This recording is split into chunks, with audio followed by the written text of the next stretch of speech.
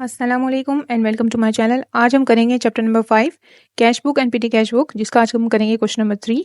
हमीद जो कि एक सोल ट्रेडर है वो इस्तेमाल करता है 3 कॉलम कैश बुक। मार्च 1 2005 को उसके हाथ में कैश था 25,000 और बैंक में कैश पड़ा हुआ था 52,000। ठीक है, तो आपने जब वो बनाया, आपने 3 कॉलम कैश बुक बनाई। ठीक है, जिस तरह मैंने आपको बनाने का तरीका बताया, बीच से सेंटर लाइन करके या इस तरफ रिसिप्ट लिखोगे, इस तरफ पेमेंट लिखोगे, ओपनिंग बैलेंस लिखोगे आप 2005 मार्च 1 को। बैलेंस ब्रॉट डाउन कितना था, कैश हमारे पास था 25,000 और बैंक में कितने रखाए हुए थे हमने 52,000। ठीक है, अब मार्च 3 को क्या हो रहा है, परचेजेस हो रही हैं, खरीदारी हो रही है और उसके बदले कैश इशू हो रहा है। अच्छा, जब हम परचेजेस करा और हमने चेक इशू करा तो इसका मतलब बैंक में से हमारे पैसे निकल जाएंगे।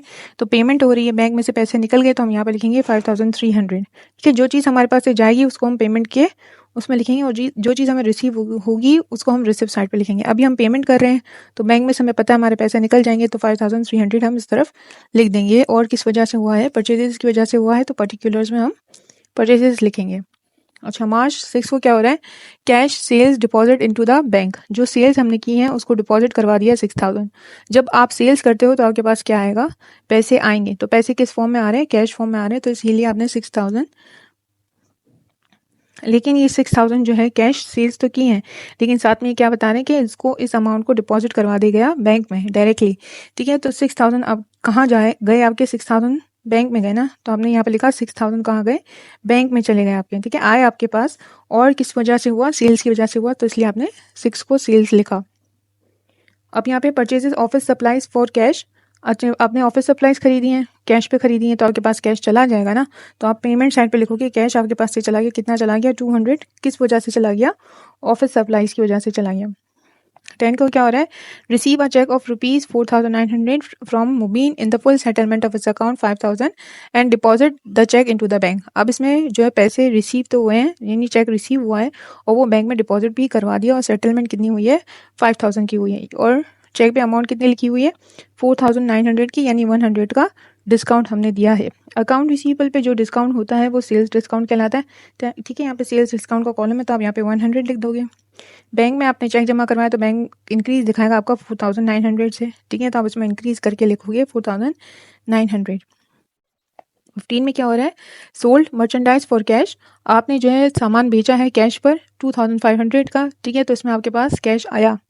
जब आप सेल्स करते हैं तो आपके पास पैसे आते हैं, तो 2,500 आपके पास कैश आया, तो आपने यहाँ पे लिख दिया 2,500 आपको अमाउंट रिसीव हुई है। किस वजह से हुई है, सेल्स की वजह से हुई है। ठीक है, अब क्या हो रहा है, withdraw cash for personal use. Personal use के लिए कैश निकाला गया जिसकी अमाउंट क्या थी, ₹2,000 की। ठीक है, तो ये जो पर्सनल यूज़ के होता है उसको हम ड्राइंग्स रिकॉर्ड करते हैं ना। मैंने आपको बोला था कि पर्सनल यूज़ के लिए अगर ड्राइंग्स हो रही होंगी तो उसकी कॉन्ट्रा नहीं होती है। ऑफिस यूज़ के लिए अगर ड्राइंग्स हो रही होंगी तो उसकी हम कॉन्ट्रा करेंगे। तो अभी यहाँ पर्सनल यूज़ के लिए है तो कैश निकल जाएगा, क्योंकि वो कैश निकाल के लेके गया है कंपनी में से। ठीक है, मतलब अपनी जो चला रहा है उसमें से 2,000 ने पर्सनल यूज़ के लिए निकाल लिया, तो कैश चला गया 2,000 से, यहाँ पे लिखा हुआ है। ठीक है, अब क्या है, विदड्रॉ, ये तो हो गया हमारा। 20 में है, issue a cheque for ₹2,450 to Ahmed in the full settlement of its accounts 2,500। ठीक है, अब चेक को पेमेंट के लिए इशू किया गया है और अमाउंट सेटलमेंट कितनी की हुई है, 2,500 की हुई है, जिसमें से चेक पे अमाउंट क्या लिखी हुई है, 2,450। ठीक है, तो बैंक में से आपके पैसे निकल जाएंगे 2,450। ठीक है, 50 का डिस्काउंट आ गया, 2,500 में से आप 2,450 सब्ट्रैक्ट करोगे तो आपको पता चल जाएगा परचेज डिस्काउंट है। मैंने अभी आपको बताया ऊपर, अकाउंट रिसीवेबल पे जो डिस्काउंट होगा वो सेल्स डिस्काउंट होगा और परचेजेस पे जो डिस्काउंट होगा वो परचेज डिस्काउंट कहलाएगा। ठीक है, अकाउंट पेबल पे जो बेसिकली होगा आपको मिलेगा। तो ये 50 हो गया आपका, आपने 50 यहाँ लिख दिया। अब क्या है, purchase merchandise for Mehboob traders on credit.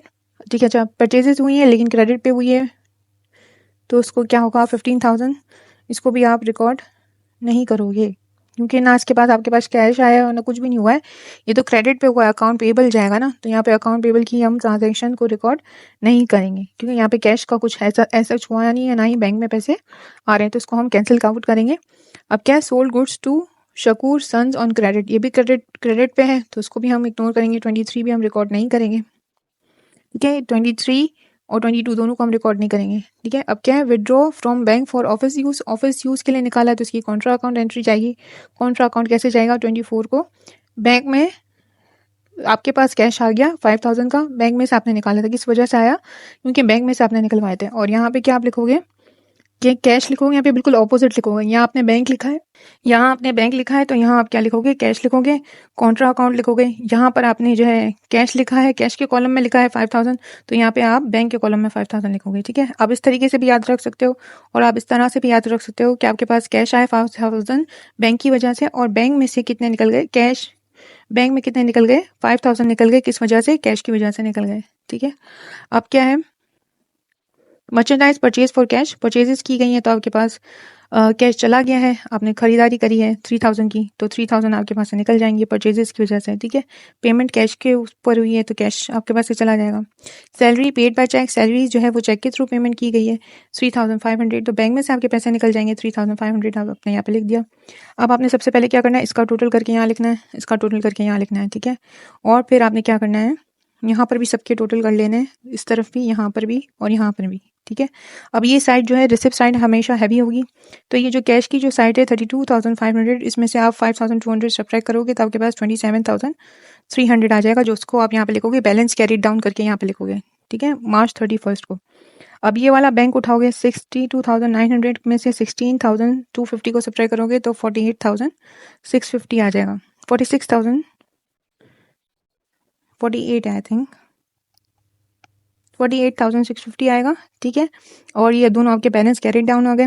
अब आप इसको टोटल करके डबल लाइन से कर दोगे तो ये जितना ये होगा उतना भी यही होगा। ठीक है, लेकिन यहाँ पे थोड़ा सा डिफरेंस है, 100 है तो यहाँ 50 है, बाकी ये दोनों तो बैलेंस आएंगे, ये देखिए इस तरीके से।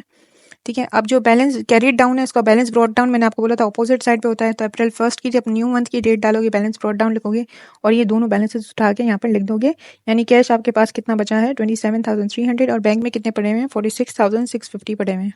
ठीक है, अब यहाँ पे क्या करें, उन्होंने रिक्वायर्ड में आपसे मांगा था कि टी अकाउंट बना के दिखाइएगा सेल्स डिस्काउंट का, तो आपने टी अकाउंट बना दिया। सेल्स डिस्काउंट का मैंने आपको बताया था डेबिट साइड पे होता है, तो डेबिट साइड पे आप लिखोगे, और परचेज डिस्काउंट आपका क्रेडिट नेचर का है तो उसको क्रेडिट साइड पे आप लिख करके लिख दोगे।